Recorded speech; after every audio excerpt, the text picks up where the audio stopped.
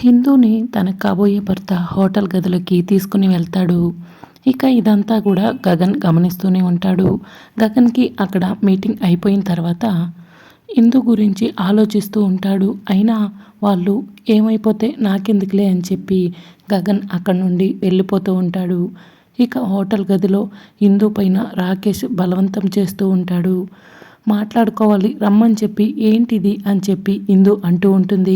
ఇక అప్పుడు రాకేష్ ఎలాగో మనం పెళ్లి చేసుకోబోయే వాళ్ళమే కదా, ఇది తప్పేం కాదు అని చెప్పి రాకేష్ అంటూ ఉంటాడు. అయినా వద్దు రాకేష్, నాకు చాలా భయంగా ఉంది, నేను ఇంటికి వెళ్తానని చెప్పి ఇందు డోర్ దగ్గరికి వచ్చి డోర్ లాక్ తీస్తూ ఉంటే ఇక అప్పుడు రాకేష్ ఎక్కడికి వెళ్ళేది, నిన్నిక్కడికి తీసుకొచ్చింది అంత సులువుగా పంపించడానికి కాదు అని చెప్పి రాకేష్ అంటూ ఉంటాడు. ఇక అప్పుడు ఇందు ప్లీజ్ నన్ను వదులు అని చెప్పి నీకు దండం పెడతాను, అయినా 3 రోజుల్లో పెళ్లి పెట్టుకుని ఏంటిది అని చెప్పి ఇందు అంటూ ఉంటే ఎలాగో 3 రోజుల్లో పెళ్ళి జరగబోతుంది కదా, మరి నువ్వెందుకు అంతలా కంగారు పడిపోతున్నావు, అయినా ఈ రోజుల్లో ఇవన్నీ మామూలే అని చెప్పి అలా ఇందుని బలవంతం చేయబోతూ ఉంటాడు. ఇక దాంతో ఇందు ప్లీజ్ హెల్ప్ అని చెప్పి గట్టి గట్టిగా అరుస్తూ ఉంటుంది.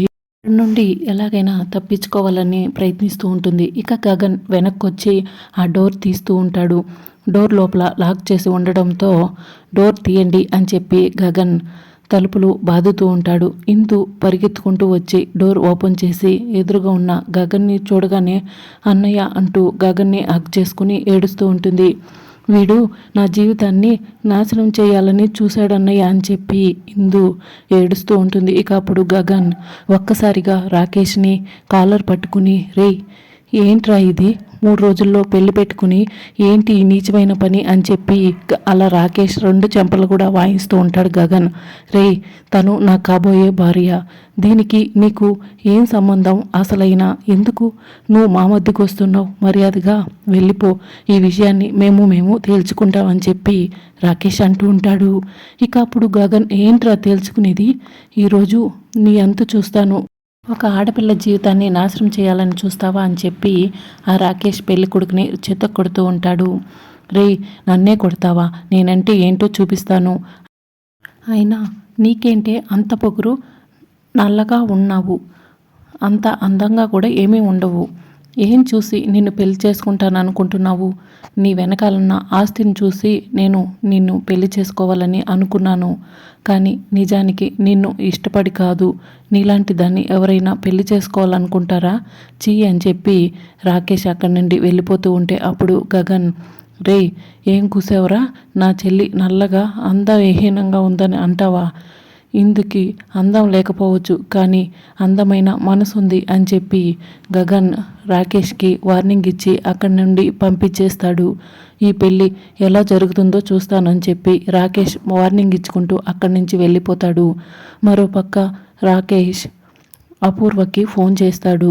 గగన్ నేను ఇందు బయటికి వెళ్తే అనవసరంగా వచ్చి నన్ను కొట్టాడని, ఇందుని నేను పెళ్లి చేసుకోవడం జరగదని చెప్పి ఫోన్ చేసి అలా వార్నింగ్ ఇస్తూ ఉంటే అప్పుడు అపూర్వ ప్లీజ్ బాబు, జరిగిందేదో జరిగిపోయింది, ఇక్కడ వరకు వచ్చిన తర్వాత పెళ్ళి ఆగిపోతే మా కుటుంబానికి చెడ్డ పేరు వస్తుంది, అందుకే దయచేసి అటువంటి నిర్ణయాలు తీసుకోవద్దు, అయినా ఆ గగన్ గాడు నిన్ను కొట్టాడంటే వాడితో నేను నీకు క్షమాపణ చెప్పిస్తాను, దయచేసి ఈ పెళ్ళి క్యాన్సిల్ అని నిర్ణయాలు మాత్రం తీసుకోవద్దు అని చెప్పి అపూర్వ అంటూ ఉంటుంది. ఇక ఇంతలో శరత్ అపూర్వ దగ్గరికి వస్తాడు. అపూర్వ ఫోన్ పెట్టేసిన తర్వాత ఏంటి అపూర్వ ఏదో పెళ్ళి క్యాన్సిల్ అంటున్నావు అని చెప్పి శరత్చంద్ర అడుగుతుంటాడు. ఆ గగన్ గాడు ఉన్నాడు కదండి, వాడు మన ఇందు రాకేష్ ఇద్దరు బయటికి వెళ్తూ ఉంటే అక్కడికి వచ్చి గొడవ చేశాడంట, రాకేష్ని కొట్టాడంట, అందుకే రాకేష్ ఈ పెళ్ళి చేసుకొని అంటున్నాడు అని చెప్పి అపూర్వ అంటూ ఉంటుంది. వాడు మొదటి నుండి కూడా ఇంతే కదండి, మన కుటుంబ పరువు తీయాలని ఆలోచిస్తున్నాడు, ఇప్పుడు కూడా మనమంతా ఇంత సంతోషంగా ఇందు పెళ్ళి పనులన్నీ చూసుకుంటున్నామని వారవలేక తన చెల్లి కంటే ముందు ఇందు పెళ్ళి జరుగుతుందని ఈ పెళ్ళి క్యాన్సిల్ అవ్వటానికి ఇదంతా చేశాడు అని చెప్పి అపూర్వ అంటూ ఉంటుంది. వాడికి ఎంత ధైర్యం, ఈ ఇంటికి కాబోయే అల్లుడి మీదనే చేయి చేసుకుంటాడా, ఈరోజు వాడిని షూట్ చేసి పడేస్తానని చెప్పి శరత్చంద్ర ఆవేశపడిపోతూ ఉంటాడు. ఇక అప్పుడు కృష్ణప్రసాద్, బావా వద్దు బావా, గగన్ అలా చేశాడంటే ఖచ్చితంగా ఏదో కారణం ఉండే ఉంటుంది అని చెప్పి కృష్ణప్రసాద్ అంటూ ఉంటాడు. చూసావా బావా, ఇంత జరిగిన తర్వాత కూడా తన కూతురు కాబోయే అల్లుడి మీద కొడుకు చేయి చేసుకున్నాడని తెలిసి కూడా ఇంకా వాడికే ఈ కృష్ణప్రసాద్ సపోర్ట్ చేస్తున్నాడు. అసలు ఈ మనిషిని ఏమనాలో కూడా నాకు అర్థం కావట్లేదు అని చెప్పి అపూర్వ అంటూ ఉంటుంది. అక్కడే ఉండి ఇదంతా వింటున్న భూమి కూడా, అంకుల్ దయచేసి తొందరపడకండి, మా గగన్ గారు అలా చేశారంటే ఖచ్చితంగా దాని వెనక ఏదో కారణం ఉండే ఉంటుంది. అనవసరంగా ఆయన ఎవరిపైన చేయి చేసుకోరు కదా, ఒక్కసారి ఆలోచించండి అంకుల్, ప్లీజ్ అంకుల్ అని చెప్పి భూమి కూడా శరత్చంద్రకి నచ్చ చెప్తూ ఉంటుంది. ఇక ఇందుని గగన్ జాగ్రత్తగా ఇంటికి తీసుకుని వస్తాడు. ఇందుని బయట డ్రాప్ చేస్తాడు. అమ్మ ఇందు, జరిగిందేది నువ్వు మనసులో పెట్టుకోవద్దు. ఈ పెళ్ళి క్యాన్సిల్ అయితే అయ్యింది, అయినా అంతా నీ మంచిగా జరిగిందని అనుకో. ఎందుకంటే పెళ్ళికి ముందే వాడి నిజ స్వరూపం ఏంటో నీకు తెలిసింది కదా, అందుకే నువ్వు ఏం బాధపడవద్దు అని చెప్పి గగన్ ఇందుకి ధైర్యం చెప్పి అక్కడి నుండి వెళ్ళిపోతూ ఉంటాడు. ఇక అప్పుడు శరత్చంద్ర గగన్ వెళ్ళిపోతూ ఉంటే, రే గగన్ ఆగురా అని చెప్పి గట్టిగా అరుస్తాడు. గగన్ కారులో నుండి కిందకు దిగుతాడు. నీకు ఎంత ధైర్యం ఉంటే ఈ ఇంటికి కాబోయే అల్లుడి మీద చేయి చేసుకుంటావు రా అని చెప్పి, ఈరోజు నీ అంత చూస్తాను అని చెప్పి అలా గన్ తీసుకుని గగన్ని షూట్ చేయబోతూ ఉంటాడు. ఇక అప్పుడు నక్షత్ర, ఇదేంటి నాన్న బావ మీద ఇంతలా ఫైర్ అవుతున్నాడు, అసలు ఏం జరుగుంటుంది అని చెప్పి పరిగెత్తుకుంటూ వస్తూ ఉంటుంది. శరత్చంద్ర గగన్ని షూట్ చేయబోతూ ఉంటే అప్పుడు ఇందు అడ్డుపడుతుంది. వద్దు మామయ్య, జరిగిన దాంట్లో అన్నయ్య తప్పేమీ లేదు, అసలు తప్పంతా చేసింది ఆ నీచుడు నన్ను హోటల్ రూమ్లోకి తీసుకెళ్ళి అని చెప్పి ఇందు ఏడుస్తూ ఉంటుంది. ఇక అప్పుడు మీరా జరిగింది అర్థం చేసుకుని ఇందుని కౌగిలించుకుని ఓదారుస్తూ ఉంటుంది. అమ్మ ఇందు ఏడవకమ్మ అని చెప్పి మీరా అంటూ ఉంటుంది. అమ్మ ఈరోజు సమయానికి అన్నయ్య కనుక అక్కడ రాకపోయి ఉంటే ఆ నీచుడు నా జీవితాన్ని నాశనం చేసి ఉండేవాడు. వాడు నన్ను చూసి కాదట నన్ను పెళ్లి చేసుకోవాలనుకునింది, నా వెనకాలన్న ఆస్తి కోసమట నన్ను పెళ్లి చేసుకోవాలని చూశాడట. నువ్వు నా అల్లగా ఉన్నావు అంటూ నన్ను చీకొట్టి ఈ పెళ్లి జరగదంటూ వార్నింగ్ ఇస్తూ అక్కడి నుండి వెళ్ళిపోయాడమ్మా. వాడు నన్ను పెళ్లి చేసుకోవడం కాదు, నేనే వాడిని పెళ్లి చేసుకోను. జీవితాంతం నాకు పెళ్ళి అవ్వకపోయినా పర్వాలేదు, కానీ వాడితో మాత్రం దయచేసి నా పెళ్ళి జరిపించొద్దమ్మా అని చెప్పి ఇందు ఎంతగానో ఏడుస్తూ ఉంటుంది. ఈరోజు అదృష్టం బాగుండబట్టి మన ఇందు క్షేమంగా ఇంటికి తిరిగి వచ్చింది అని చెప్పి మీరా అంటూ ఉంటుంది.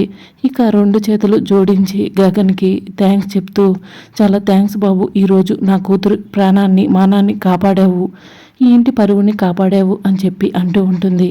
ఇక అప్పుడు కృష్ణప్రసాద్, నేను చెప్పాను కదా బావా, వాడు నా కొడుకు, ప్రాణం పోయినా సరే వాడు తప్పు చేయడు, వాడు ఆ అబ్బాయిని కొట్టాడంటే ఖచ్చితంగా ఏదో కారణం ఉంటుందని చెప్పాను కదా అని చెప్పి కృష్ణప్రసాద్ అంటూ ఉంటాడు.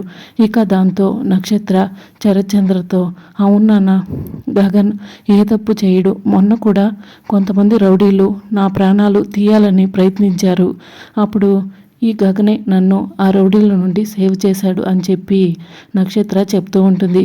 ఇక దాంతో అపూర్వ షాక్ అవుతూ, మొన్న రౌడీల నుండి బేబీని సేవ్ చేసింది ఈ గగన్ కాడ అని చెప్పి షాక్ అవుతూ ఉంటుంది. ఇక దాంతో శరత్చంద్ర, గగన్ ఏ తప్పు చేయలేదని తెలుసుకుంటాడు, నన్ను క్షమించు బాబు, అసలు ఏం జరిగిందో తెలుసుకోకుండా నేను తొందరపడ్డాను, అనవసరంగా నిన్ను అబద్ధం చేసుకున్నాను అని చెప్పి అంటూ ఉంటే, అబద్ధం చేసుకోవడం మీ కుటుంబానికి అలవాటే కదా అని చెప్పి గగన్ అంటూ ఉంటాడు. దయచేసి ఈ లోపలికి రా బాబు అని చెప్పి శరత్చంద్ర అలా గగన్ని పిలుస్తూ ఉంటాడు. ఇక శరత్చంద్ర అలా గగన్కి క్షమాపణ చెప్పడంతో అప్పుడు భూమి ఎంతగానో ఆనందపడిపోతూ ఉంటుంది. త్వరగా ఈ రెండు కుటుంబాలు కలిసిపోతే అప్పుడు గగన్కి నా మనసులో మాట చెప్పచ్చు, అప్పుడు ఖచ్చితంగా తను కాదనడు, ఎలాగో గగన్ నాకు బావే అవుతాడు కదా అని చెప్పి అనుకుంటూ ఉంటుంది.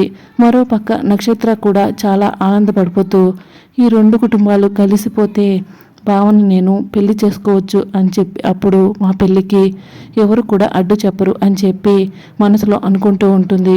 ఇక శరత్చంద్ర అలా గగన్ని ఇంట్లోకి పిలుస్తూ ఉంటే గగన్ మాత్రం నేను ఈ ఇంటి ఆడపిల్ల కాబట్టి ఇందుని నక్షత్రాన్ని సేవ్ చేయలేదు. ఆ టైంలో అక్కడ ఏ ఇంటి ఆడపిల్ల ఉన్నా సరే నేను ఇదే పని చేసేవాణ్ణి. అయినా మీ మెప్పు పొందడానికి నేను ఇదంతా చేయలేదు. అది మీరు అర్థం చేసుకుంటే మంచిదని చెప్పి ఇక్కడ నుండి వెళ్తానంటూ గగన్ వెళ్ళబోతూ ఉంటే అక్కడున్న భూమిని చూస్తాడు.